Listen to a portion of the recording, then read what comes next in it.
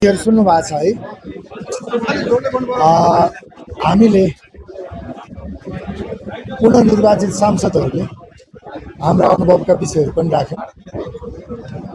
Budget निर्माणसँग सम्बन्धित session पनि, budget निर्माणका विषयहरूसँग सम्बन्धित सेसनहरू पनि चल्यो। हामीले अघिल्लो कार्यकालमा हाम्रो छोटो कार्यकाल थियो, 31 महिनाको छोटो कार्यकालका अनुभवहरू नवनिर्वाचित मान्यज्यूहरूसँग सेयर पनि गऱ्यौँ।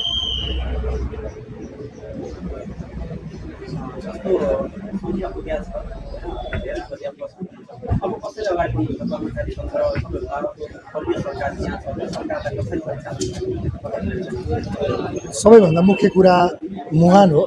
मुहान सफा भए पछाडि नै तल सङ्लो सङ्गिने हो। सुशासनको मुख्य एजेन्डामा काम गर्नु छ, अहिले तपाईँले भनिहाल्नु। त्यसका लागि काम गर्नको लागि स्पष्ट सङ्ख्या पुगेको छ र हामी उत्साहित छौँ। पूर्व सचिवहरूले पनि भन्दै हुनुहुन्थ्यो, एउटा उमेर समूह आउनु भएको छ जोमा ऊर्जाशील उमेर समूहको हुनुहुन्छ।